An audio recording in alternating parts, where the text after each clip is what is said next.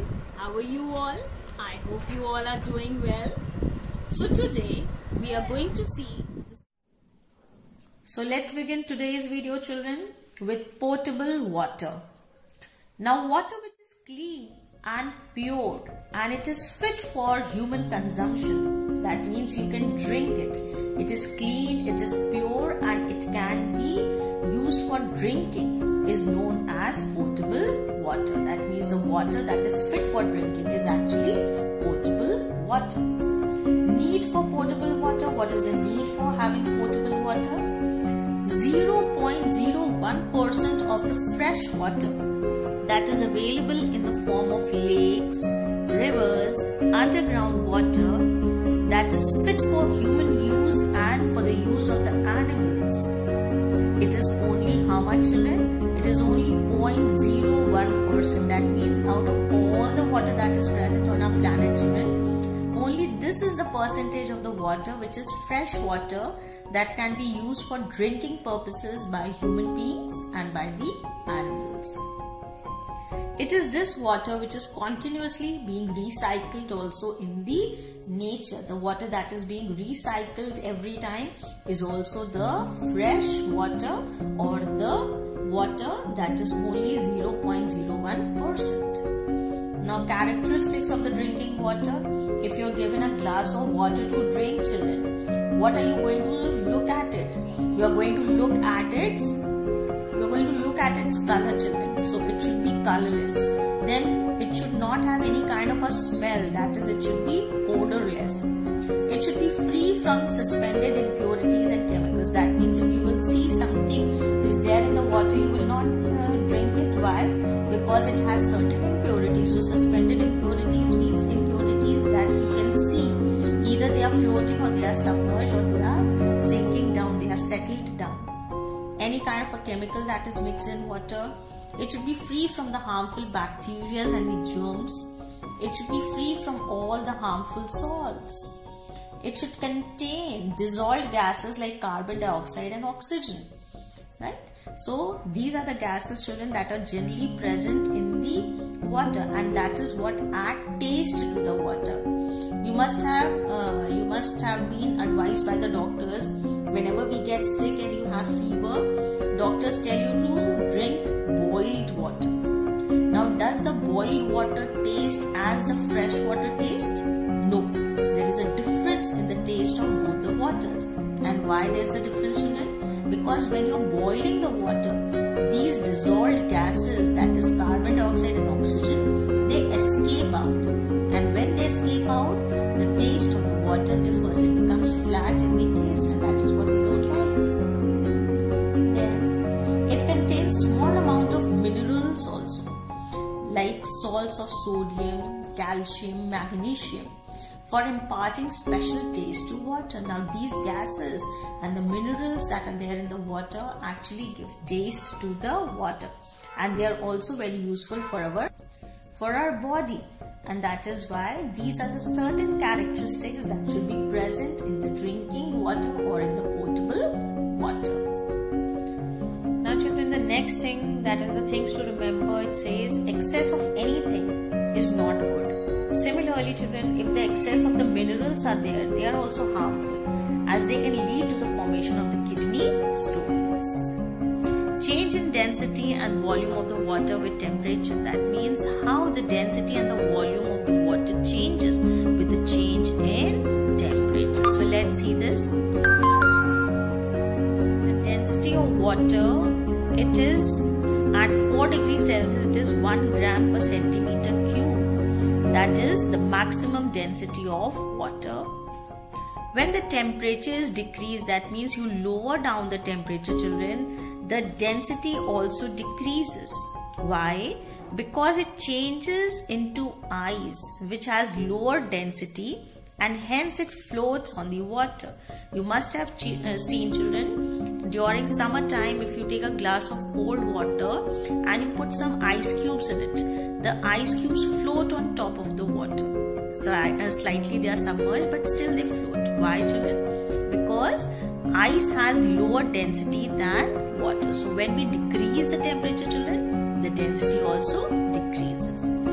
And when the temperature is increased, the density will again decrease, because the molecules of water take the heat energy and change it into kinetic energy, due to which the molecules move away from each other. That means when we are increasing the temperature, when you are heating the temperature of the water, the molecules of the water, they absorb the heat energy.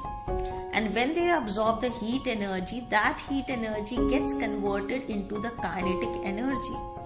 Kinetic energy is the energy which makes something move. Now when the kinetic energy increases, the molecules start moving faster, and as a result they move away from each other. And so the intermolecular spaces increase and the change of the state is observed. So that means, children, when the temperature is increased, the density automatically decreases. So from this table, children, clearly you can see that when the temperature decreases, the density decreases. When the temperature increases, again the density decreases only. And therefore, when water is at 4 degrees Celsius, at that time it has the maximum density. Now this is something more. This is the formula of density, children. Density is equals to mass upon volume. We have learnt in physics. Density is directly proportional. Now this is the sign for directly proportional to mass. That means if mass will increase, density will increase. If mass will decrease, the density will also decrease. And density is inversely proportional to volume. That means if volume will increase, density will decrease. And if volume will decrease, density will increase. Volume. Water has minimum volume at 4 degrees Celsius. That means when it is at 4 degrees Celsius, because the density is maximum, so therefore volume is minimum. Right now we learned that volume and density are inversely proportional. When temperature is decreased, volume increases.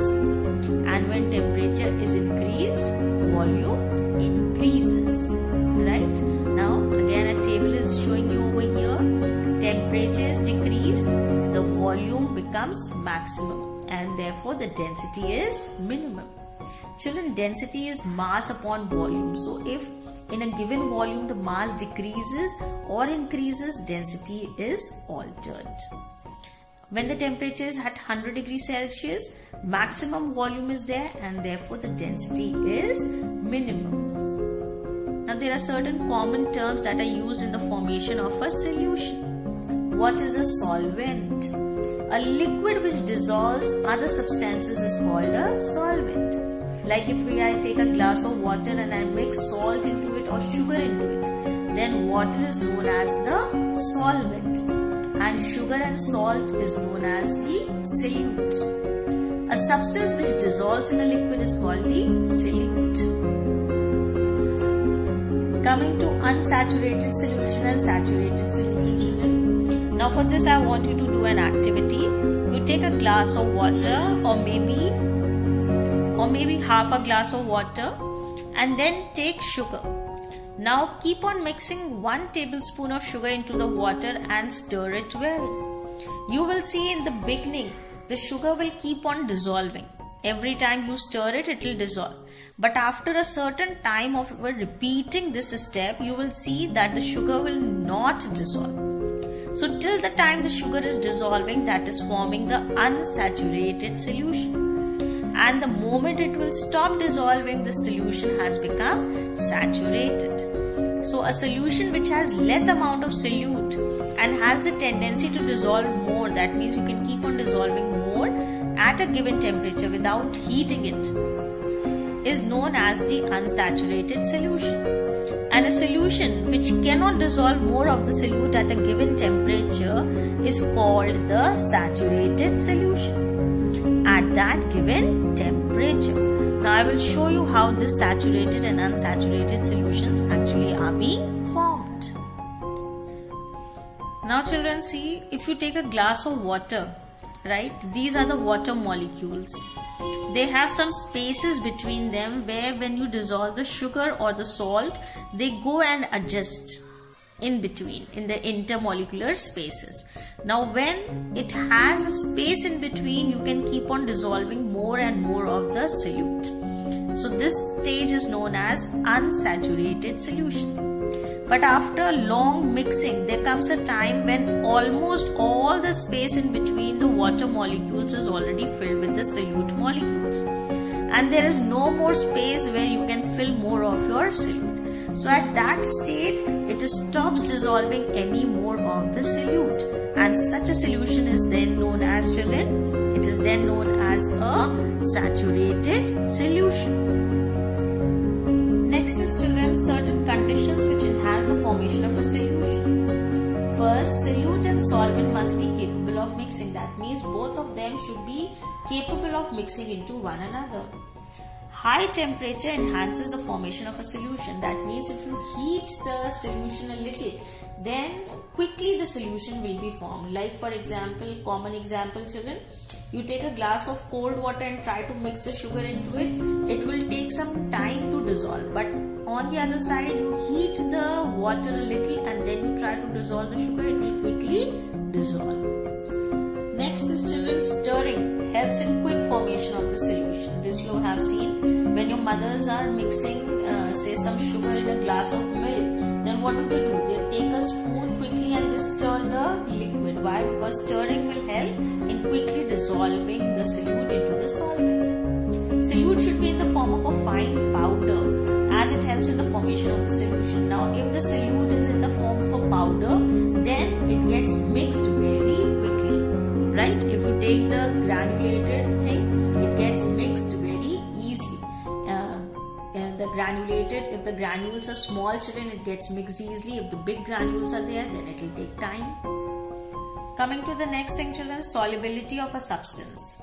The maximum amount of solute which will dissolve in 100 grams of water at a given temperature so as to obtain a saturated solution is called solubility of that substance. Now this is the definition, children, that whatever is the maximum amount of solute that you are able to dissolve in 100 grams of water is actually the solubility of that substance.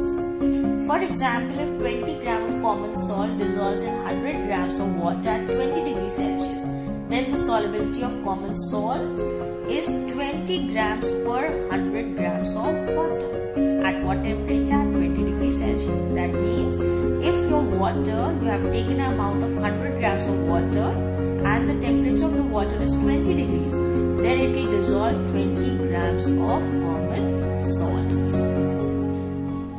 Solubility of different substances is going to be different at the same temperature. Like copper sulfate at 20 degree, 23 grams of it will dissolve in 100 grams of water.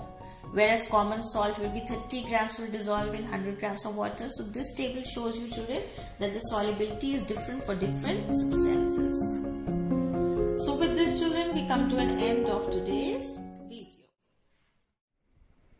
I hope, children, after seeing the entire video and after listening to me very carefully, you have understood each and everything that I have tried to explain you.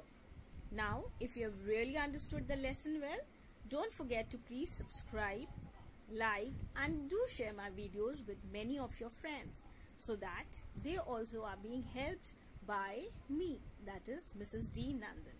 So, thank you and have a wonderful day ahead. Bye-bye.